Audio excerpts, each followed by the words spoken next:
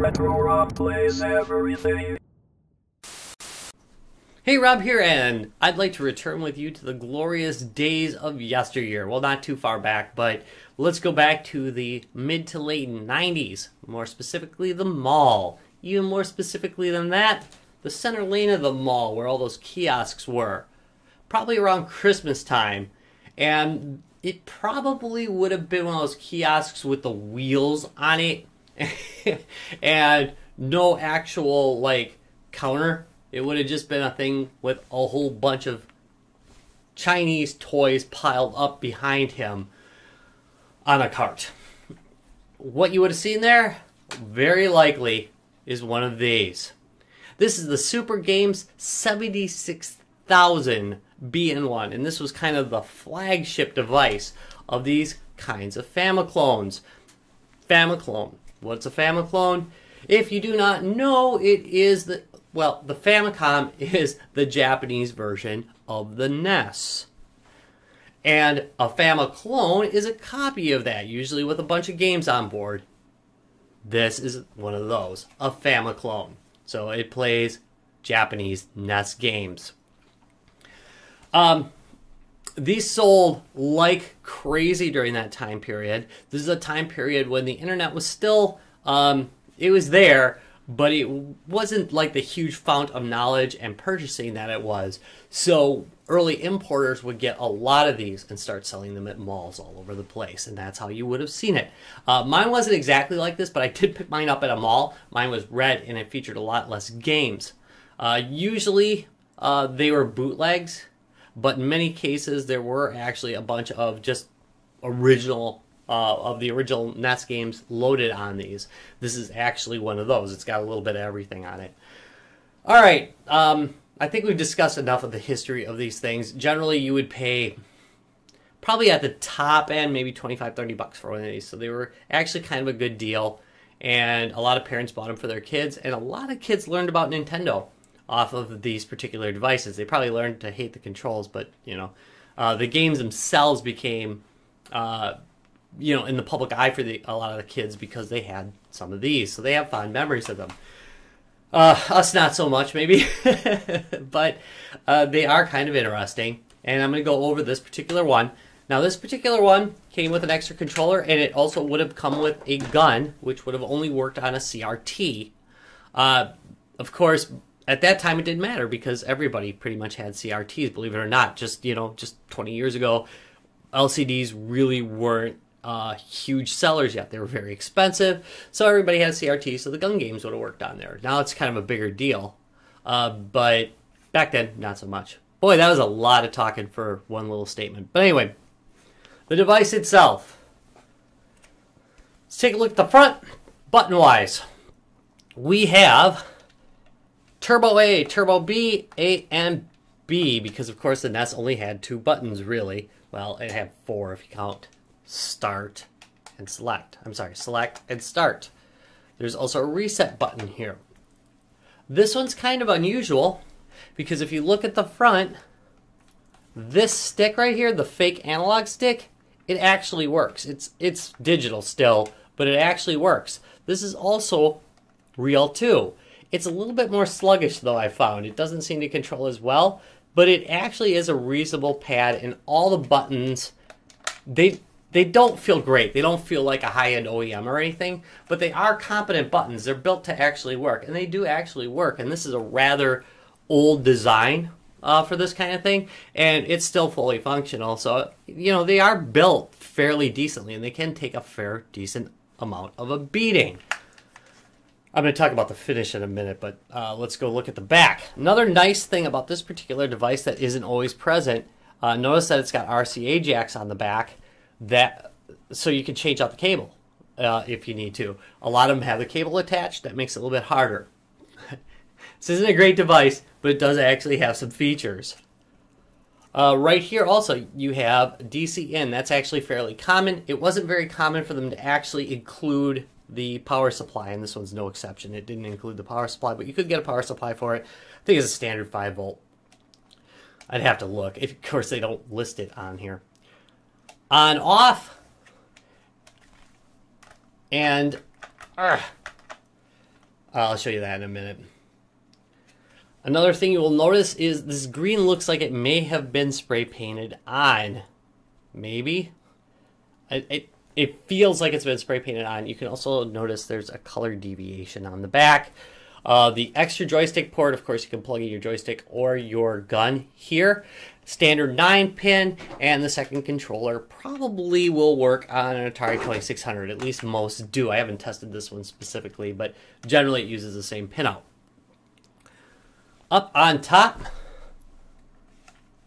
front, up on top, I was going to say something about the top, but I can't remember what it was. Oh yeah, really cheaply printed Super Games. And then on the bottom, all right, what we have here is the battery compartment, which is a really interesting thing. Now, my original one had this too. It has a little push button release, and there is a little cartridge bay, and it holds 4 AA's, and it just splits open, and the 4 AA's are in there. You then make sure the metal is facing up, and you press it back into the bay. Probably in the right direction is best. That breaks a lot. That's one of the common sources of death for these devices. However, you know, they don't break a lot in general. This is just one of the more common points.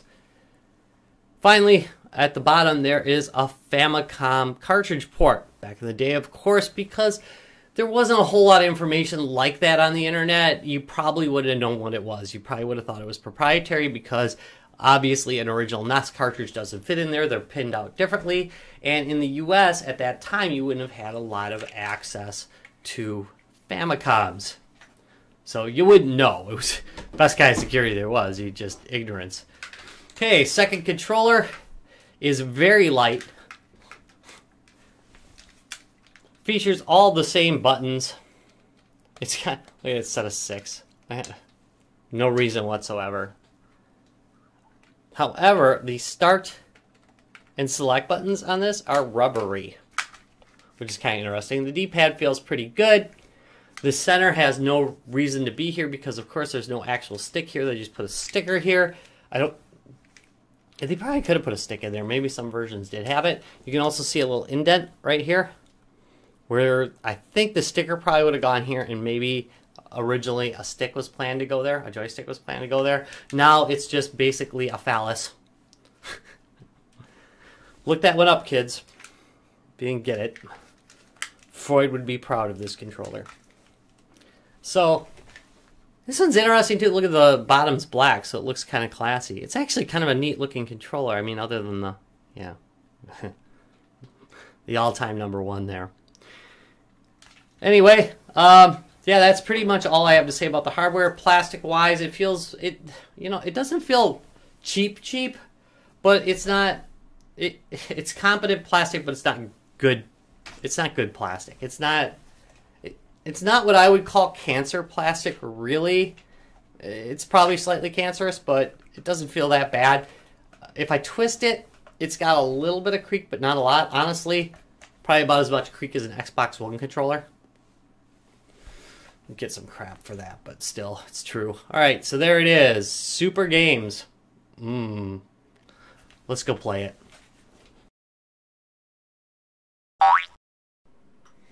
All right, so here we are at the main menu of the Super Games Power 76,000 B-in-1.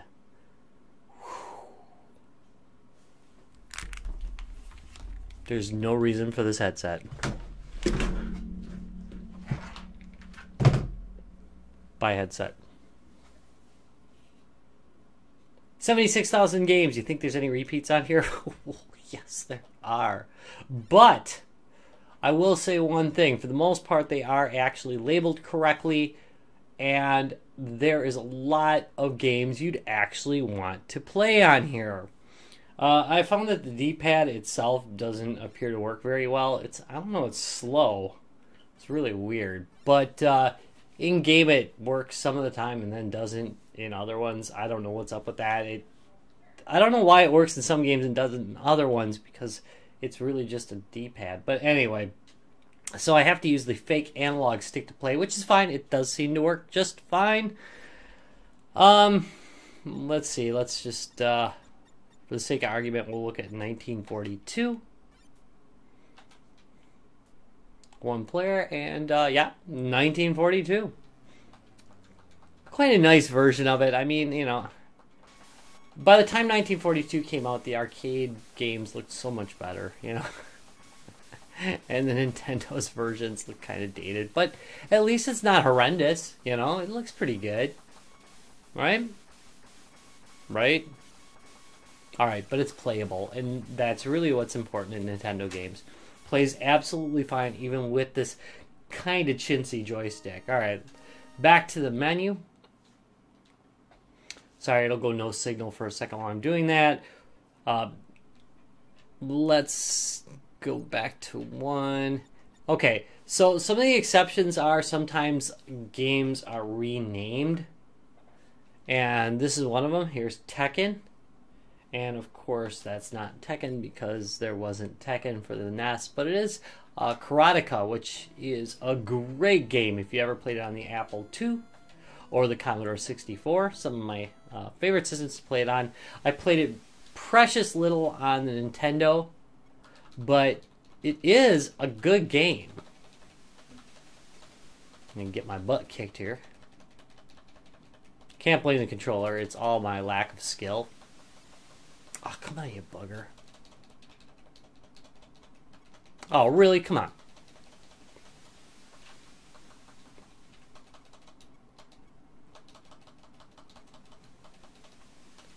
Back up. I can't believe it's not hitting them. There we go. Right in the face. Right in the face. Nailed that leg. This game can be brutal because sometimes if you ran, wait, I'll show you it because why not? Alright. Come on, run. Run. Run. Blah, blah. Come on. Yeah, next guy's coming out. Forgot this is the beginning.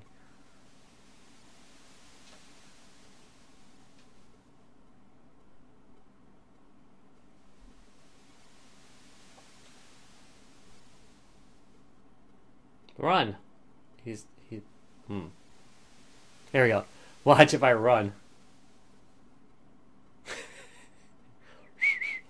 Smack! I'm dead. Game over. Yeah, that's brutal. That's it. Alright, next game. So anyway, Karateka's pretty darn good stuff.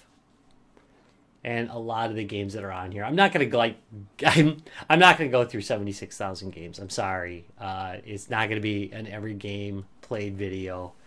Number one, I've covered so many of these before. But number two, obviously, I mean, 76,000 is crazy, and most of these being remakes. Let's see, just for fun. I think I saw King of Fighters. Wait. Yeah. Here we go.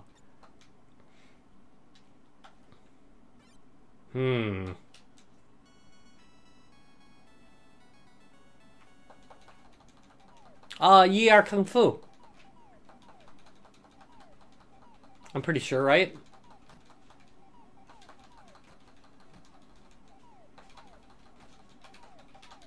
Look at that go. Yeah. I'm having a very hard time jumping. Yeah, I'm gonna be dead.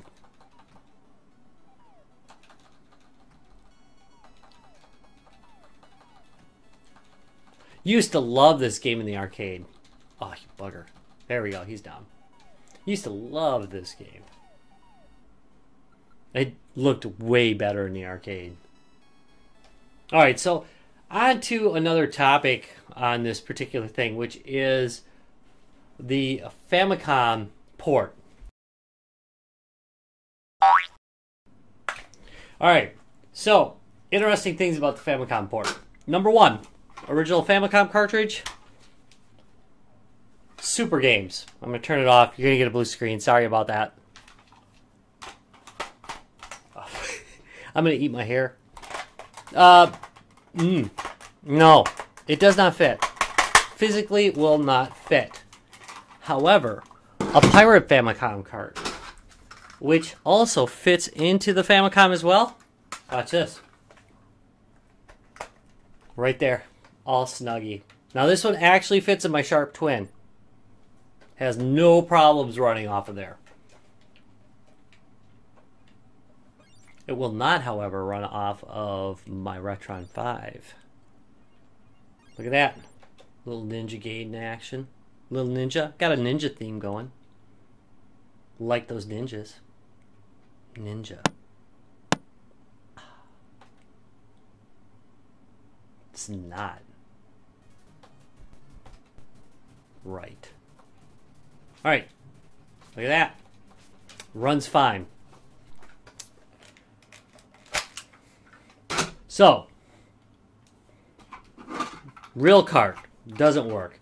Fake carts, tested 2 or 3 of them. All worked. Tested, like I said, 5 regular carts don't work. So it's a physical lockout, right? So here we go. Let's test that out. I've got one that fell out of its case. It's kind of funny. It was in a Zippy Race case, but you're going to find out in a second it's not Zippy Race. This is one of the Filthy 50, by the way, which were a whole bunch of beat-up Famicom carts I picked up. If you haven't seen that video, you might want to watch it. Kind of interesting. Now, this will have a couple problems with it, but all in all, I think you'll see. I like that these have a little LED that lights up in them. Boom. Oh.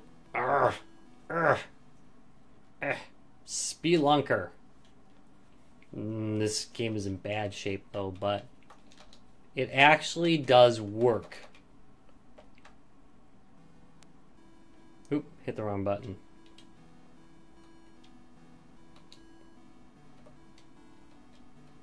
Which is actually a pretty good game. Spelunky is loosely based on this. Or tightly based on it. See if I wiggle it in there, I can get it a little bit better. But anyway, yeah, it's a physical lockout. It doesn't allow real Famicom cartridges in it unless you uncase them. Which, by the way, I don't really recommend you do. Although, you know, Famicom games are cheap. So I guess you can really do whatever you want with them. So all in all, let's fire this thing back up. How do I feel about the Super Games? Well, you know, it is what it is. It's a cheap piece of crap. However, it's got a lot of games on it. And the games are actually, for the most part, really what they say they are. They're fun to play. And the controller doesn't really get in the way too much of enjoying them. That said, you know, this thing's made out of cancer plastic. And it's never gonna be a reliable way to play it. The best way to play these games, even if you are, you know, like using a pirate cart with it, is on a real Famicom, or, you know, get a NES adapter for it. And not to use, you know, stuff like this of questionable quality. Didn't get a chance to test the light gun though, because my only CRT is actually not capable of taking in composite. It's a component one. Bummer, right? I gotta get the board for that. Have to go look that up. Anyway, yeah, like I said, interesting. It, you know, sold in malls all over America, which made it kind of interesting, but very questionable quality. A bit like this video.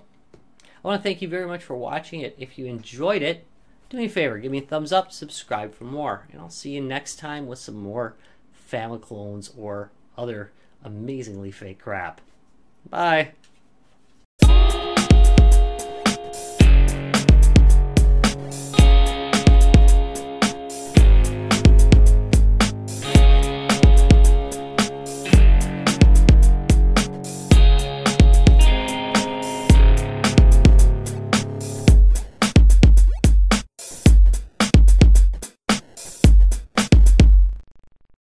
Retro Rocks Gaming Videos.